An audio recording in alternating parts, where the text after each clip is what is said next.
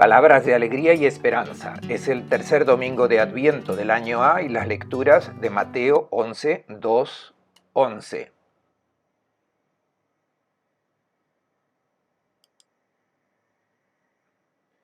Juan oyó hablar en la cárcel de la actividad del Mesías y le envió este mensaje por medio de sus discípulos.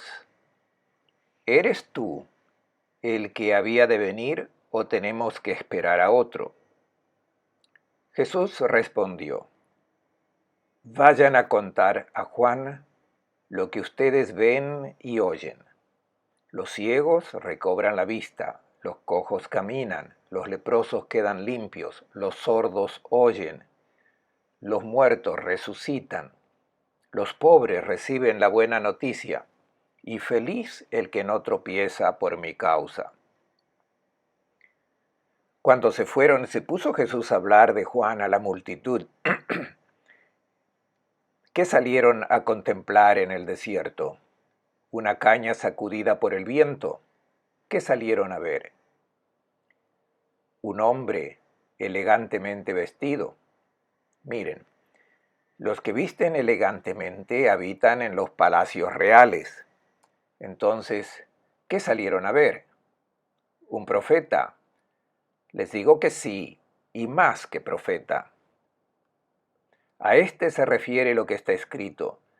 Mira, yo envío por delante a mi mensajero para que te prepare el camino.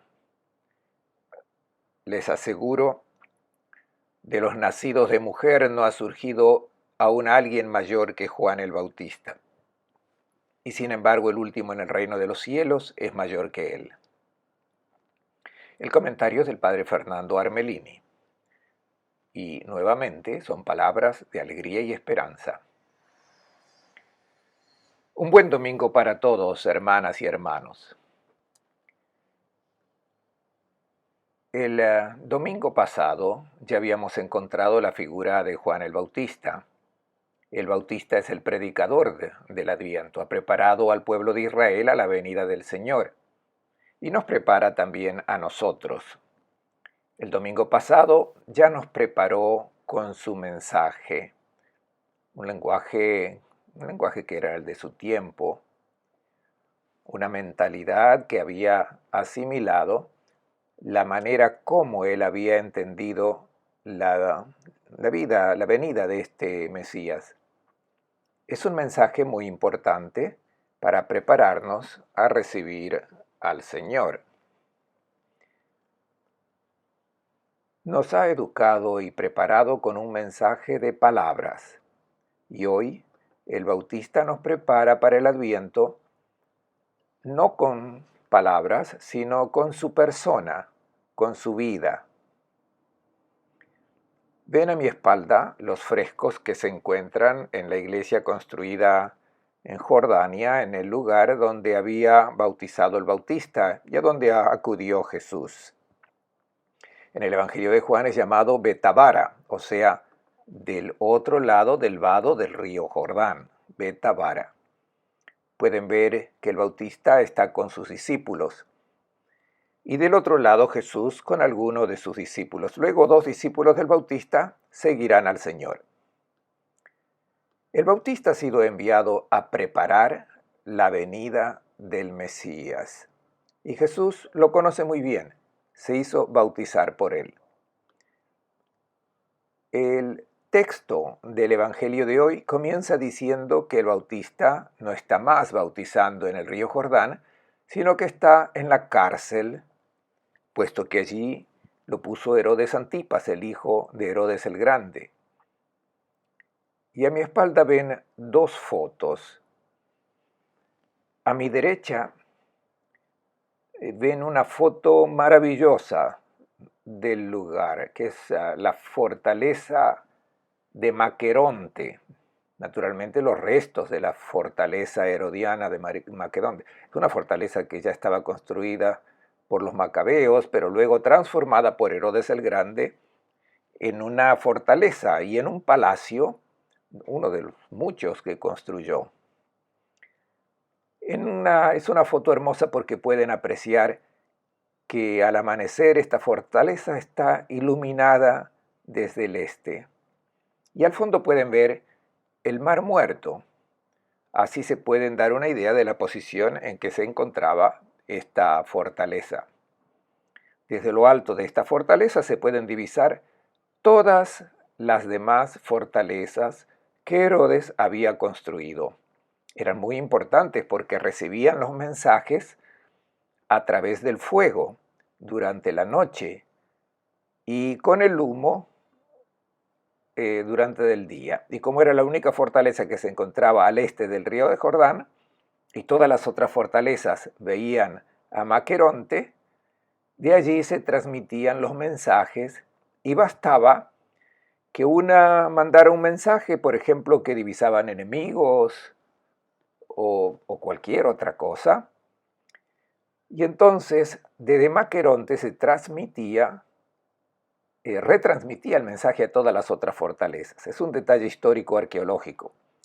Y es propiamente aquí, dice Flavio Josefo, donde estaba prisionero el Bautista. Y sobre mi izquierda ven una reproducción muy bien hecha de la fortaleza de Maqueronte.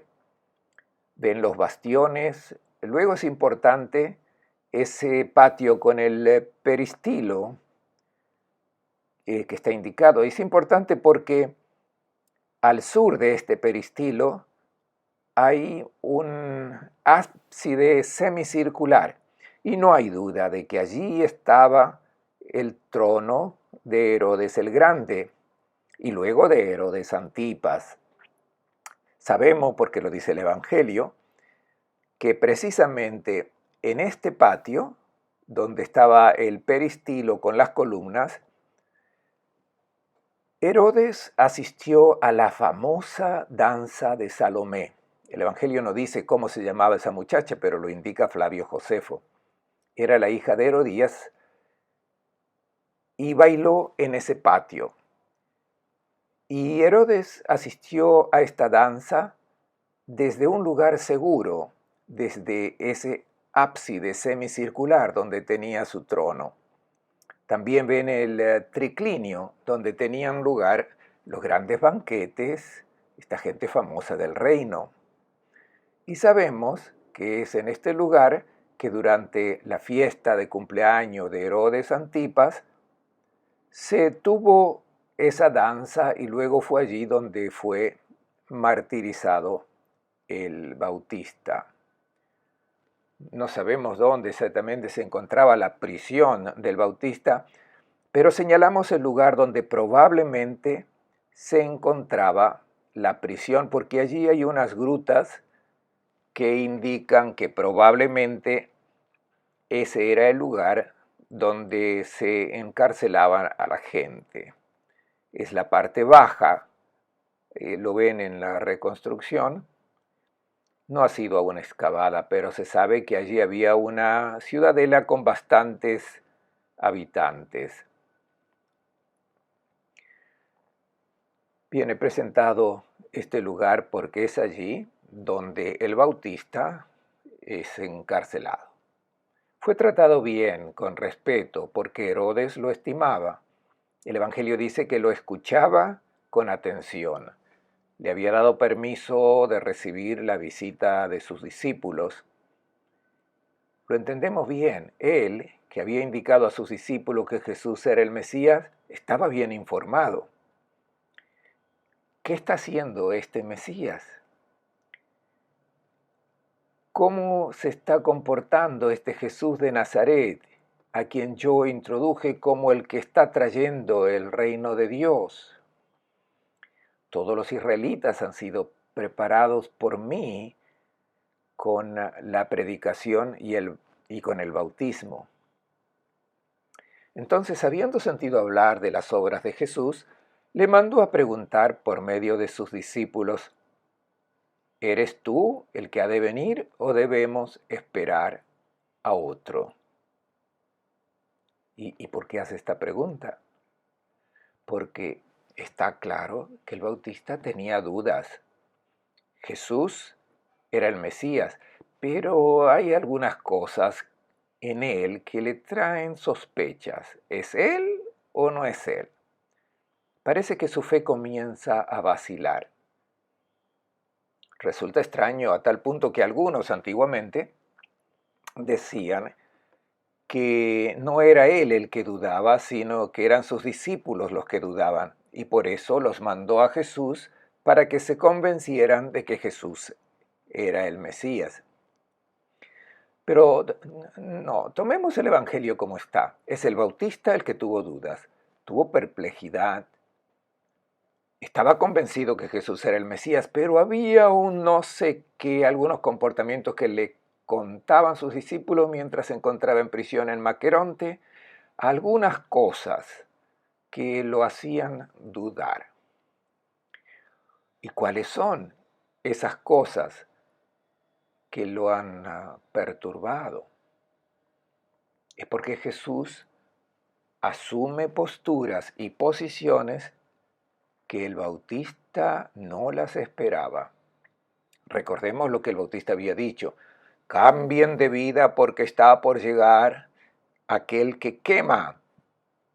La paja se quema en el fuego inextinguible. El árbol que no da fruto será cortado y arrojado al fuego. Es, por tanto, un lenguaje amenazador. Pone en lucha los aspectos negativos que existen. Por tanto, el Mesías debería también comportarse de forma dura porque intolerante, sin soportar la existencia de los malvados. Por tanto, un Mesías juez, riguroso, que confronta a los malvados, al igual que los fariseos que querían la separación de los justos y de los pecadores. Y aquí está la sorpresa. Los discípulos del Bautista le dicen: Jesús no solo no condena a los pecadores como lo haces tú, sino que va a las comidas con ellos, va a las fiestas con ellos y se gloría de ser amigo de ellos. Y esto es totalmente desconcertante para el Bautista.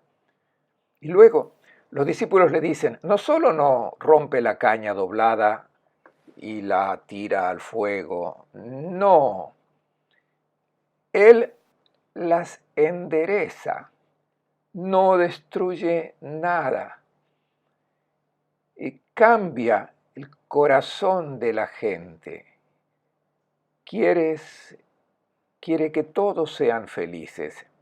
Tiene palabra de salvación para todos, también para aquellos que no tienen ya ninguna esperanza. Se acerca a aquellos a quienes todos esquivan, a los leprosos, los toca, los abraza. Esto no corresponde a la idea que el Bautista tiene en mente. ¿Cómo es que pueda comportarse de esa manera? Y manda a sus discípulos. Es un Mesías que sorprende. Si el Mesías no nos sorprende, si no nos cuestiona, es que no es el verdadero, porque correspondería a nuestro modo de pensar, a los juicios de este mundo, los valores que van adelante según la lógica de este mundo. El Mesías de Dios barre con todo eso. La señal de que el Mesías viene del cielo es porque su manera de pensar, de reaccionar, de actuar está tan lejos del nuestro como el cielo de la tierra. Los discípulos del Bautista se llegan hasta Jesús y le hacen a Jesús las preguntas que el Bautista les ha encomendado. ¿Eres tú el que ha de venir o tenemos que esperar a otro? El Bautista nos mandó para que te lo preguntásemos. La respuesta de Jesús: bien, pero antes de comentarla, me imagino cómo hubiéramos respondido nosotros de frente a esta objeción. Cuando la gente ha participado en cursos bíblicos, son habituales de la parroquia, creyeron y crecieron en una familia cristiana, muy fervorosos, y luego se me acercan y me hacen algunas preguntas y unas objeciones que no vienen al caso, y yo reacciono con descontento porque pienso: después de todo lo que te he enseñado, después de todo lo que hemos estudiado juntos y reflexionado sobre el sentido de la Biblia, sobre el significado del Evangelio, ¿te vienen todavía estas preguntas? Bien, yo reacciono así, pero ¿cómo reacciona Jesús frente a las dudas de fe? No les recrimina que hayan sido educados con padres creyentes y fervorosos, que no hayan comprendido que Él era el Mesías, el Cordero de Dios que quita el pecado del mundo. El Bautista ha pasado un tiempo con los monjes de Qumran, ha estudiado la Biblia y ahora todavía tiene dudas. Jesús no pierde la estima por el Bautista porque éste tenga sus dudas de fe. La fe en el Dios que se revela en Jesús no puede sino ir acompañada de dudas y dificultad para creer. El Bautista es la figura del verdadero creyente, que se debate frente a muchas perplejidades, hace preguntas, no reniega del Mesías, que no corresponde a sus criterios, pero la manera de comportarse del Mesías lo desconcierta y le vienen dudas que cuestionan sus certezas. Diría que no debemos preocuparnos por los que tienen dificultad en creer, el que se siente desconcertado frente al misterio, al enigma de la existencia, el que dice que no entiende en pensar y el hacer de Dios. Más nos debemos preocupar los que confunden sus propias certezas con el pensamiento, con la verdad de Dios, los que tienen una respuesta rápida y segura para todas las preguntas y se las impone a los demás, los que siempre tienen un dogma para hacer callar a los demás, los que no están abiertos a dejarse cuestionar. Este tipo de fe desemboca en el fanatismo. Fíjense qué hermosa es la figura del Bautista, el cual ve que sus propias convicciones son cuestionadas. Y el Bautista hace preguntas, no renuncia a creer que Jesús es el Mesías, pero quiere profundizar, quiere entender. La respuesta de Jesús es fuerte. Vayan a contar a Juan lo que ustedes ven y oyen. Jesús menciona 6 obras a los enviados del Bautista, haciendo referencia a la profecía de Isaías. Son 6 nuevas realidades y son todas ellas señales de salvación. No hay ninguna condena. Si comparamos al Mesías anunciado por el Bautista y lo que Jesús está haciendo, vemos que hay mucha diferencia. Y ahora entendemos las razones por las que el Bautista está desconcertado. ¿Cuáles son esas señales? Los ciegos recobran la vista, los cojos caminan, los leprosos quedan limpios, los sordos oyen, los muertos resucitan, los pobres reciben la buena noticia. Jesús ha hecho estos gestos prodigiosos. El significado de la profecía de Isaías cobra sentido con la interpretación de estos gestos de Jesús como las señales de un mundo nuevo, de un cambio del mundo introducido por el mensaje del Maestro. ¿Quiénes son los ciegos? Lo sabemos, son los que se equivocan fácilmente de camino porque no ven la dirección adecuada en la vida.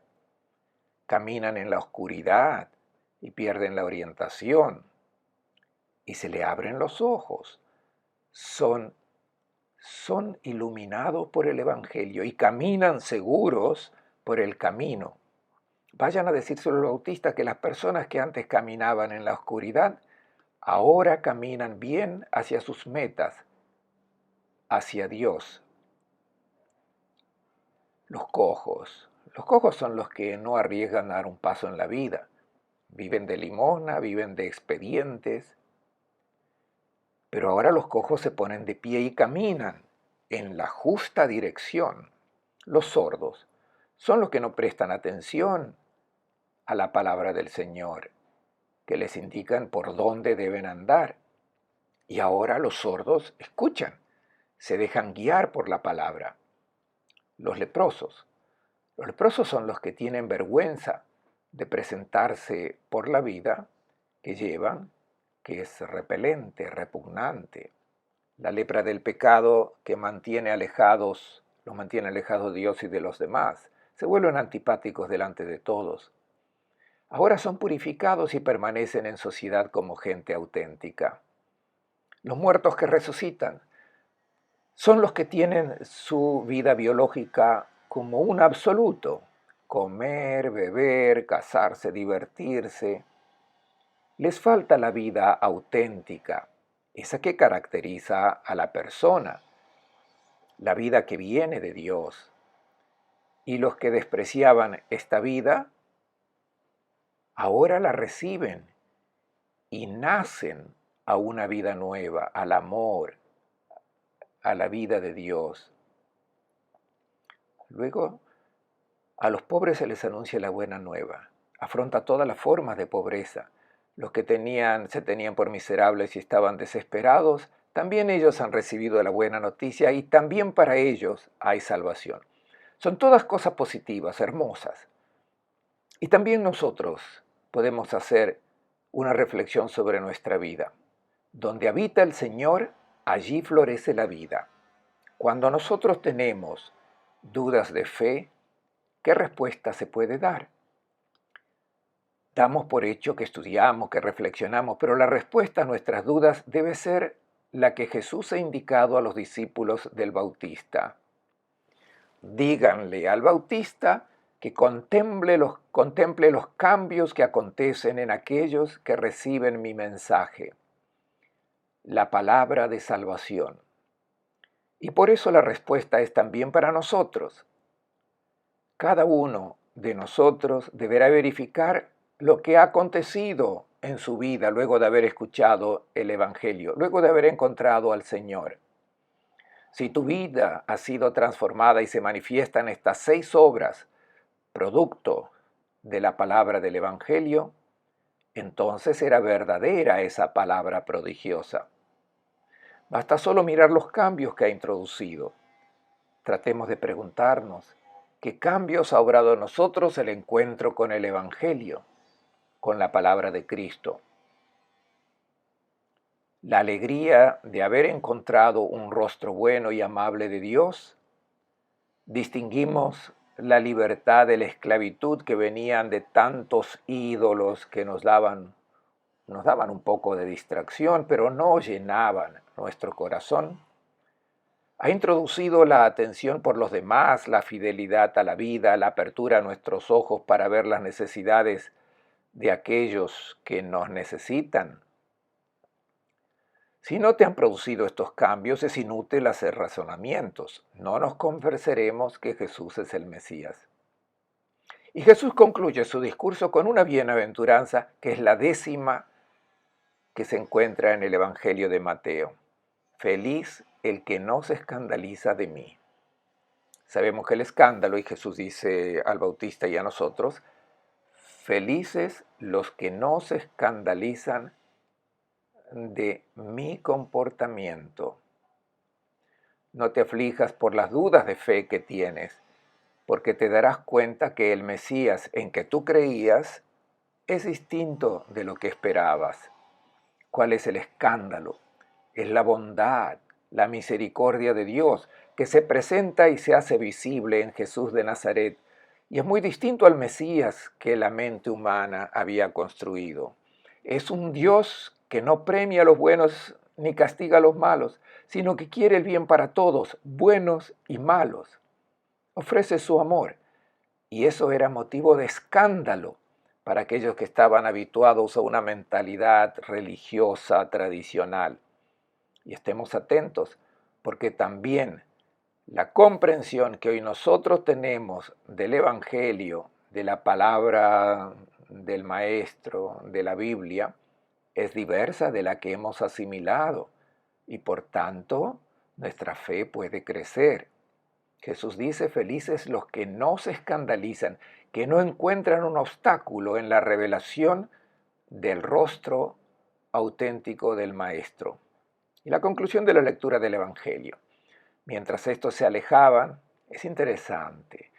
Creo que se fueron sin estar muy convencidos de lo que el Maestro había dicho, porque no hicieron ninguna pregunta. no pusieron ninguna objeción. Y ahora Jesús comienza a hablar a la gente. ¿Qué salieron a contemplar en el desierto? ¿Una caña sacudida por el viento? Es un elogio estupendo del Bautista. No era uno que se inclinaba donde soplaba el viento, que se inclinaba frente a los poderosos de este mundo. El Bautista no es como esas cañas adustas que crecen junto al río Jordán, símbolo de la volubilidad. Se inclinan según la dirección del viento. El Bautista no es un oportunista que se acomoda a todas las situaciones, a todas las modas, que se inclina frente a los poderosos de turno. Y así debe ser el discípulo. Decía al principio que el Bautista prepara la venida del Señor, esta vez no con sus palabras, sino con su vida. Y Jesús lo presenta con estas tres preguntas. La primera, ¿era una caña sacudida por el viento? La respuesta es no. ¿Un hombre elegantemente vestido? Miren, los que visten elegantemente, habitan en los palacios reales. No es un corrupto, no piensa en gozar la vida, no acumula dinero sin escrúpulos. Y esta es otra lección que el Bautista nos da. Por tanto, estemos atentos. Si queremos recibir al Señor en nuestra vida, busquemos ante todo ser personas leales, correctas, de no ser de aquellos que se atan a los bienes de este mundo. Cuando hay alguien que necesite ser ayudado, no tiene sentido esperar la venida del Señor, que no vendrá durante nuestra vida. Imitar al Bautista, por tanto. Entonces, ¿qué salieron a ver? ¿Un profeta? Les digo que sí, y más que profeta. Nadie en el Antiguo Testamento ha tenido una misión tan grande como la del Bautista. Ni Jeremías, ni Isaías, nadie. El Bautista es más que un profeta. Su misión fue señalar al Maestro. Y Jesús concluye diciendo, el que ha entrado en el reino de los cielos tiene una misión más grande que aquella del Bautista. Esta es nuestra misión. Luego de haber aceptado al Señor como lo hizo el Bautista, también nosotros debemos indicarlo a todos. Él es la luz que puede indicar el camino de la vida. Un buen domingo para todos y una buena semana.